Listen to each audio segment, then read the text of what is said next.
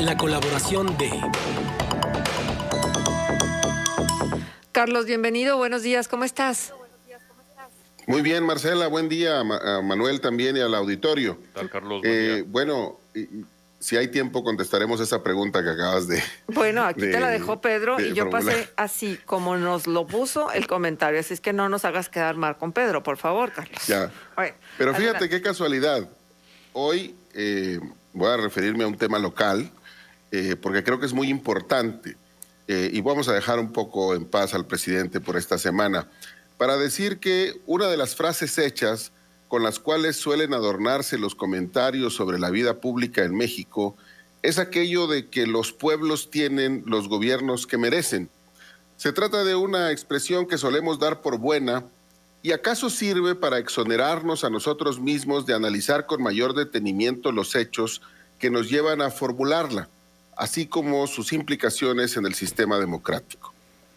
Porque ya visto con un poco de mayor detenimiento el asunto, zanjar una discusión relativa a los excesos de un gobernante o de un grupo en el poder, independientemente de su origen ideológico, afirmando que la responsabilidad de que las cosas que pasan sean así, es de quienes votaron para llevar a ese individuo al poder o de la inacción de los propios ciudadanos para ponerle freno a la situación, equivale a dispensar de sus obligaciones a quienes sí las tienen, es decir, a los propios servidores públicos.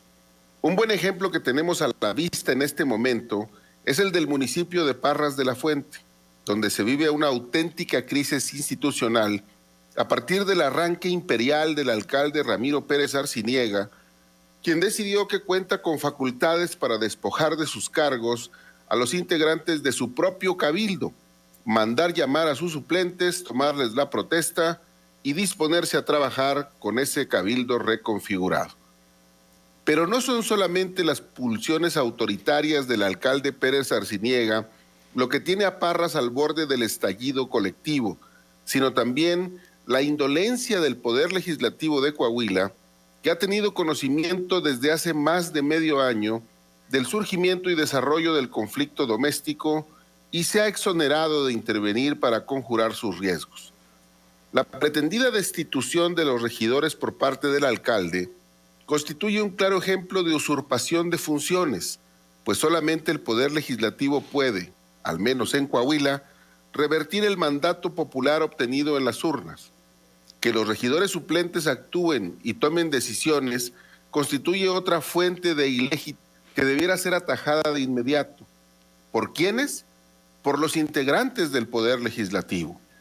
Increíblemente, el líder de la mayoría, Eduardo Olmos Castro, al ser cuestionado ayer sobre el particular, aunque sí señaló la existencia de facultades del alcalde para hacer lo que hizo, no dio muestra alguna de considerar urgente la intervención del Congreso en esta materia. Amparado en la peregrina idea de que la reglamentación interna del Congreso le otorga a sus miembros un plazo de hasta 2 meses para dictaminar asuntos, Olmos Castro parece haber dejado claro ayer que a nuestros representantes populares no les corre ninguna prisa a la hora de hacer buena la parte de hacer cumplir la ley que forma parte del juramento que realizaron al momento de asumir el cargo. Visto pues desde esta perspectiva, recurrir a la conocida frase de que los pueblos tienen los gobiernos que se merecen, implica trasladar a los ciudadanos responsabilidades que recaen en los poderes públicos, en este caso, en el Poder Legislativo, para mantener el ejercicio del gobierno dentro de los cauces mínimos de decencia que nos merecemos los ciudadanos.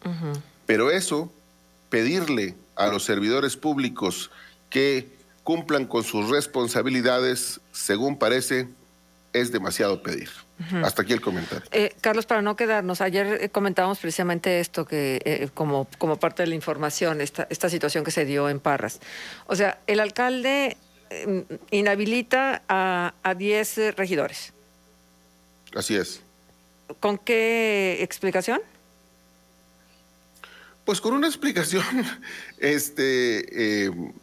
absolutamente absurda, porque lo que él dice es, existe una tesis emitida por la Suprema Corte de Justicia de la Nación que dice que después de un cierto número de faltas de los regidores se puede llamar a los suplentes y que esa es una facultad del alcalde.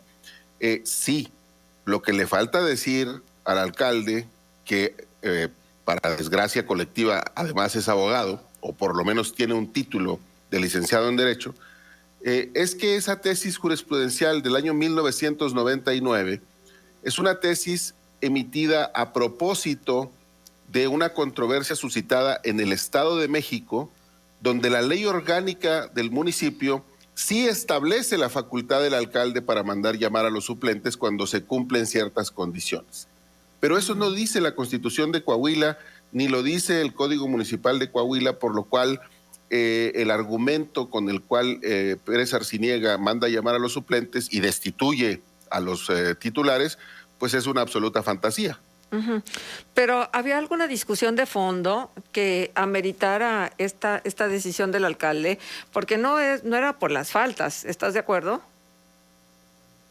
No, parece bastante claro que lo que hay allí es una ruptura de los lazos que definieron en primera instancia reunir a ese grupo que ganó la elección en el año 2018. Morenistas, por cierto, ¿no?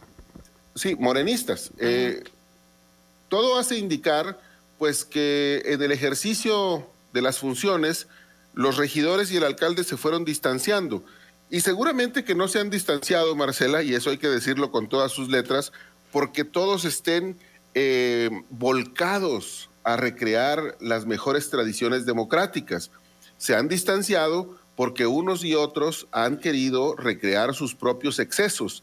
Y según podemos ver ahora con la conducta del alcalde, pues el alcalde tiene todos los vicios de cualquier otro político, de cualquier otro partido. Y aquí quiero decir que intencionalmente he omitido los nombres de los partidos porque me parece sumamente relevante, Marcela, que no llevemos esto, no reduzcamos esta discusión. Miren, ven cómo los de A y los de B son iguales, porque lo que me parece es que eso distrae la atención de lo verdaderamente importante, que es que el municipio de Parras, los habitantes del municipio de Parras, en este momento están envueltos en una crisis institucional que les afecta directamente, porque si el ayuntamiento no puede funcionar de manera correcta, muchísimas cosas que tienen que ver con la vida cotidiana de la ciudadanía no se pueden hacer o tienen una incertidumbre jurídica que los ciudadanos no merecen. Y creo que el asunto es muy grave y la indolencia que el Congreso del Estado manifiesta en este caso es francamente aberrante. Carlos, ahí había también como forma de justificar o de tratar de explicar la situación por parte de algunos regidores, es que la tesorera municipal Marta Rodríguez Reina había renunciado. Y entonces el alcalde quería hacer un nuevo nombramiento en la tesorería y quizá pues no contaría con el aval de quienes en ese momento eran regidores. ¿Eso qué tuvo que ver? Sí, siempre cuando uno le escarba un poco a los conflictos que se dan dentro del poder público, casi por regla general, no tarda en aparecer el dinero. ¿Sí? Sí. Efectivamente, uno de los detonantes de esta historia es que la tesorera anterior había renunciado o se le había pedido que se fuera del cargo y el alcalde necesitaba la designación de una sustituta o de un sustituto en el cargo y aparentemente los regidores, los titulares, no serían obsecuentes con el alcalde en ese sentido, porque también ha habido una discusión importante y prolongada respecto de las cuentas públicas. Los regidores del Ayuntamiento de Parras se han resistido, o por lo menos han sido renuentes, digamos, a aprobar las cuentas públicas de esa administración. Entonces, aparentemente la razón que detona esto, el alcalde lo pone, por supuesto, desde su perspectiva conveniente y es, ¿y cómo le hago? Necesito alguien en la tesorería y no se puede designar si los titulares no vienen a las sesiones, porque ese es su argumento. Faltas recurrentes a las sesiones, imposibilidad de que el cabildo opere y la necesidad de nombrar a un funcionario relevante, sumamente importante, como sería el titular de la tesorería.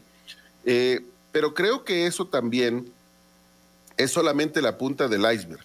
Me parece que allí lo que hay es, más allá de la posibilidad o no de que se nombre un funcionario que es necesario para la operación del ayuntamiento, del municipio, creo que lo que hay allí es un conflicto interno que revela cómo nuestras formas de hacer política, y sin importar de qué partido seas, son arcaicas a más no poder, porque entonces cuando los ediles no concuerdan con el alcalde, la respuesta o su reacción frente a los hechos es obstaculizar la actividad del ayuntamiento, ponerle freno, impedir que se hagan cosas, lo cual equivale a alguna forma de chantaje, ¿sí? Y es una actuación indebida. Pero entonces la respuesta es todavía peor, es pasar por encima de todo el orden institucional y decir, pues entonces ustedes se van y yo llamo a unos con los que sí pueda trabajar porque ustedes ya no responden a los intereses colectivos. Entonces, y luego la autoridad que puede intervenir y debe intervenir porque tiene las facultades para hacerlo, que es el Congreso, pues nomás está viendo a ver a qué horas le conviene intervenir para ver qué réditos políticos saca del asunto. Nos dicen, el alcalde Parras ya había sido candidato a alcalde por el Partido de Acción Nacional para la administración 2010-2013. Obviamente no ganó. Es abogado y trabaja en su profesión. Y por acá también tenemos otros comentarios del auditorio que nos dicen, vaya que tiene pantalones el alcalde de Parras. Que tenga la razón o que lo pueda o que no lo pueda hacer es otra cosa, pero ¿qué tamaños tiene? Y esto otro que nos dicen, hola, buenos días, ¿podrían decirme dónde buscar el artículo de Carlos Arredondo sobre Parras? Y nos dicen acá también, el alcalde de Parras muy seguramente dijo, si el presidente hace lo que quiere, pues yo también. Pero es que eso es lo que hacen todos. Y ahí, digamos, insisto, yo no me quiero detener, porque más allá del asunto de que este hecho caracteriza una vez más a la clase política mexicana, la ciudadanía de Parras tiene un problema serio por la crisis institucional en que la han metido los integrantes de su propio ayuntamiento. Pero además de eso, el Congreso del Estado tiene obligaciones muy puntuales. Y lo que no se puede hacer es medrar. Mira, toda proporción guardada, y hay que decirlo con mayúsculas, negritas y subrayado, toda proporción guardada, este caso nos recuerda el caso de los estudiantes de Ayotzinapa secuestrados.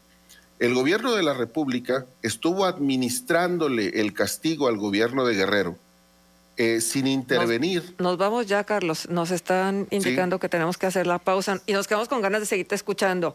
¿Te quedas tantito? Regresamos y te escuchamos. Sí, claro. Ok. Por supuesto. De la cochera a tu casa. Tradición, sabor y buen servicio. La Cochera Torreón Jardín te invita a seguir escuchando Contextos después del corte. Contextos.